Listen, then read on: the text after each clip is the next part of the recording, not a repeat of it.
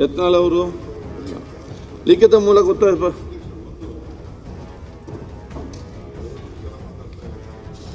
3 ಕ್ವಶನ್ಗೆ ಅವಕಾಶ ಕೊಡಿ. 3 ಕ್ವಶನ್ಗೆ ಬರಲಿಲ್ಲ ಅಂದ್ರೆ ಅವ್ರು ಕ್ವಶನ್ ತಗೊಳಕ್ ಹೋಗ್ಬೇಡಿ. ಅಲ್ಲ, 3 ಕ್ವಶನ್ಗೆ ಪಾಪ ಹಾಕಿರ್ತಾರೆ, ಮಂತ್ರಿಗಳು ರೆಡಿ ಆಗಿರ್ತಾರೆ, ಆಫೀಸರ್ಸ್ ರೆಡಿ ಮಾಡ್ಬಿಟ್ಟು ಆ ಟೈಮ್ ಬರಲಿಲ್ಲ ಅಂತಂದ್ರೆ ಒಂದು ಕ್ವಶನ್ಗೆ ಪಾಪ ಎಲ್ಲರಿಗೂ ಬೇರೆಯವ್ರಿಗೆ ಸಿಕ್ಕೋದು ಕಡಿಮೆ. ರಾವು ಕಾಲಕ್ಕಾಗಿ ಬಂದಿರ್ಲಿಕ್ಕಿಲ್ಲ.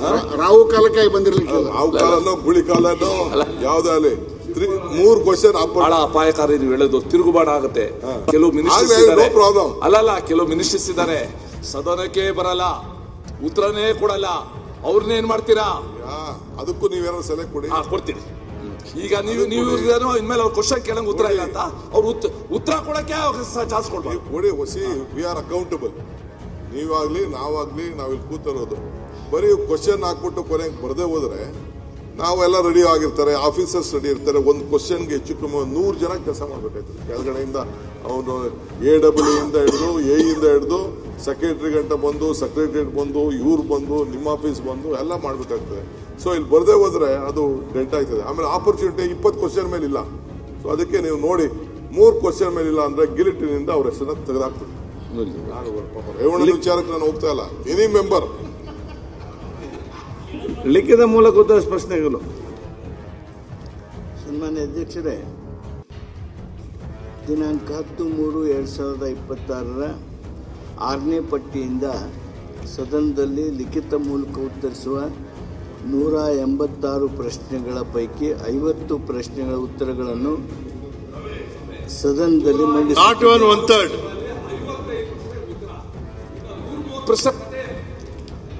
ಬೇಗ ಕೊಡಿಸ್ತೀನಿ. ಪ್ರತಿ ಸಲ ಇದೇನೆ ಆಗಿದ್ದು. ನಿಮ್ಮ ಸ್ಟ್ರೈಕ್ ರೇಟು ಲಿಖಿತ ಮೂಲಕ ಪ್ರಶ್ನೆ ಇದು ಇಟ್ ಇಸ್ 30%. ಉತ್ತರ ಯಾವಾಗ ಕೊಡಿಸ್ತಾರೆ, ಯಾರು ಫಾಲೋ ಮಾಡ್ತಾರೆ? ಪಾಪ ಸ್ಪೀಕರ್ ಅವರು ಎಲ್ಲಾ ಪ್ರಿನ್ಸಿಪಲ್ ಸೆಕ್ರೆಟರೀಸ್ಗೆ ಕಾಗದ ಬರೆದಿದ್ದಾರೆ. ಸರ್ಕಾರ ಕಡೆಯಿಂದ ಏನ್ ಮಾಡ್ತಾರೆ ಉತ್ತರ ಕೊಡ್ಸೋದಕ್ಕೆ?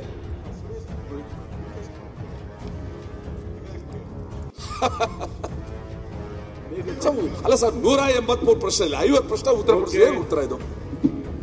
ಈಗ ಸಚಿವರೇ, ನಾನೆಲ್ಲ ಸಚಿವರಿಗೆ ಹೇಳಿದಿಷ್ಟೇ, ಅವ್ರು ಹೇಳೊಂದು ವಿಚಾರ ಕರೆಕ್ಟ್. ನಿನ್ನೆ ಕೂಡ ಅಷ್ಟೇ, ಇದರಲ್ಲಿ ಬರೀ 50 ಮಾತ್ರ ಕೊಟ್ಟಿದೆ.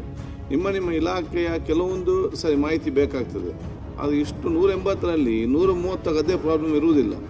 ಯಾರು ಅಧಿಕಾರಿ ಯಾರು ಇದ್ದಾರೆ ಅವ್ರ ಮೇಲೆ ನೀವು ಕ್ರಮ ತಗೊಳ್ಬೇಕು. ಅವ್ರಿಗೆ ಅವ್ರಿಗೆ ಅಂಡರ್ ಬೇರೆ 100 ಜನ ಕೆಲಸಕ್ಕಿದ್ದವ್ರು ಅಂಡರಲ್ಲಿ, ಅವ್ರಿಗೆ ಕೊಡ್ಲಿಕ್ಕೆ ಆಗದಿದ್ದರೆ what this in the seat. ಇದಿಷ್ಟು IAS IKS ಇದಕ್ಕೆ ಕಲಿಬೇಕಾ ಡಿಲೇ ಮಾಡಲಿಕ್ಕೆ? ಅವರು ಸಬ್ಮಿಟ್ ಉತ್ತರ ತಂದು ಕೊಡಬೇಕಲ್ಲ. ಇಲ್ಲಿ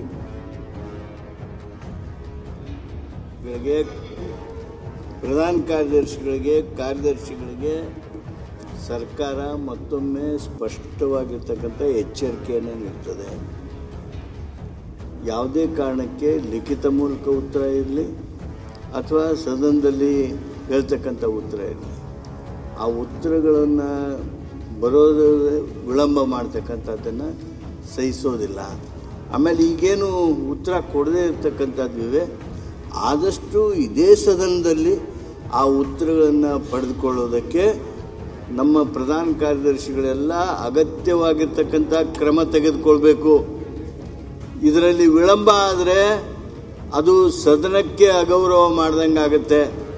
ಸರ್ಕಾರ ಕ್ರಮ ತೆಗೆದುಕೊಳ್ಳುವ ಮುದ್ದೆ ಎಲ್ಲ ಪ್ರಧಾನ ಕಾರ್ಯದರ್ಶಿಗಳು ಎಚ್ಚರಿಕೆಯಿಂದ ಈ ಕೆಲಸ ನಮ್ಮ ಸದನದ ಘನತೆಯನ್ನು ಗಮನದಲ್ಲಿಟ್ಕೊಂಡು ಮಾಡಬೇಕು ಅಂಥೇಳಿ ಸೂಚನೆಯನ್ನು ಕೊಡ್ತೀವಿ. ಆ ರೀತಿಯೊಳಗೆ ಅವ್ರು ಕೆಲಸ ಮಾಡುವಂಗೆ ಏನು ನಾವು ಮತ್ತೆ ಸಭೆಗಳನ್ನೆಲ್ಲ ಮಾಡ್ತೀವಿ.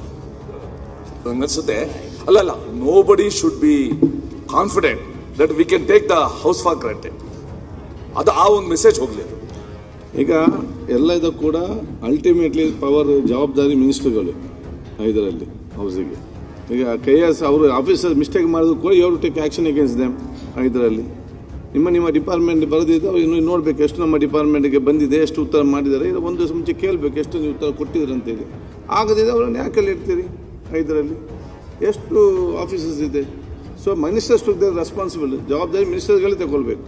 ಅದರಲ್ಲಿ ಲಿಖಿತ ಇವತ್ತು 0 ಅವರ ಪ್ರಮುಖ ಆಗಿದೆ. ಒಂದು ನಮ್ಮ ಆರೋಗ್ಯ ಸಚಿವರೇ 3 ಜನ ಕೊಟ್ಟಿದ್ದಾರೆ. ಒಂದು ಸುನೀಲ್ ಕುಮಾರ್ ಕೊಟ್ಟಿದ್ದಾರೆ, ಅಶೋಕ್ ಪಟ್ಟಣ್, ಹಂಪನಗೌಡ ಭಾಗದಲ್ಲಿ. ಒಂದು ನಿಮಿಷ ನೀವು ಅಲ್ಲ ಪ್ರಸಾದ ಮಾಡಿ. ನನಗೆ ಕೇಳೇ ಇಲ್ಲ, ಏನು ಅಷ್ಟು ಅರ್ಜೆಂಟ್ ನಿಮಗೆ? ಚರ್ಚೆ ಅಲ್ಲ, ಚರ್ಚೆ ಏನಿಲ್ಲ. ಸೀರವರಲ್ಲಿ ನೀವು ಇಷ್ಟು ಅರ್ಜೆಂಟ್ ಮಾಡಿದ್ರೆ ಹೆಂಗಾಗುತ್ತೆ? ನೀವು ಇಷ್ಟು ತುರ್ತು ಸೇವೆಯಲ್ಲಿದ್ದೀರಿ ನೀವು.